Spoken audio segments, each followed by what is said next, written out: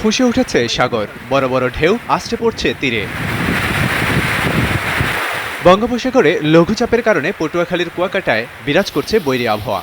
সকাল থেকেই জেলায় ঝড়ো হাওয়ার সঙ্গে হচ্ছে ভারী বৃষ্টিপাত। গত 24 ঘন্টায় 27 মিলিমিটার বৃষ্টিপাত রেকর্ড করেছে কলাপাড়া রাডার স্টেশন। সৈকতে ঘুরতে আসা পর্যটকদের সমুদ্রে নামতে মাইকিং করা হচ্ছে ট্যুরিস্ট পুলিশের পক্ষ থেকে। এরপরও তোয়াক্কা না করেই সমুদ্র স্নানে মাতেন ভ্রমণ পিপাসুরা।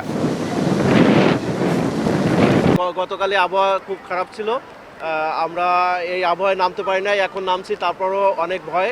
সকল পর্যটকই আসলে আতঙ্কের মধ্যে রয়েছে, আসলে কখন সমুদ্র থেকে কোনো বন্যা হয় কিনা অথবা কোনো ঘূর্ণিঝড় হয় কি। এদিকে দুর্যোগপূর্ণ আবহাওয়ায় সাগরে মাছ ধরতে যাওয়া বহু ট্রলার অবস্থান নিয়েছে নিরাপদ স্থানে। নিষেধাজ্ঞার আগ মুহূর্তে এমন আবহাওয়াতেও জীবনের ঝুঁকি নিয়ে অনেকে গভীর সাগরে মাছ শিকারে ব্যস্ত থাকলেও হতাশা বিরাজ করছে। দেশের বিভিন্ন স্থানে গুঁড়ি গুঁড়ি থেকে মাঝারি বৃষ্টিপাত হয়েছে। শরতের অসময়ের বৃষ্টিতে চরম দুর্ভোগে পড়েন মানুষ। কোথাও কোথাও খেটে খাওয়া মানুষ অলস দিন যাপন করেন। আবহাওয়া অফিস বলছে, নিম্নচাপ নয়, উত্তর বঙ্গোপসাগর ও তৎসংলগ্ন মধ্য বঙ্গোপসাগর এলাকায় লঘুচাপ সৃষ্টি হয়েছে। এতে সারা দেশে স্বাভাবিকের চেয়ে বেশি বৃষ্টিপাত হতে পারে। লঘুচাপ যেটা সৃষ্টি হয়েছে এটার প্রভাবে আগামী আরও 2 থেকে 3 দিন সারা দেশে এই ধরনের কম বেশি মাঝারি ধরনের ভারী থেকে ভারী বৃষ্টিপাত হওয়ার সম্ভাবনা আছে। গত 24 ঘন্টায় নোয়াখালীতে সর্বোচ্চ 124 মিলিমিটার বৃষ্টিপাত রেকর্ড করা হয়েছে। লাবিব হাসান, সময় সংবাদ।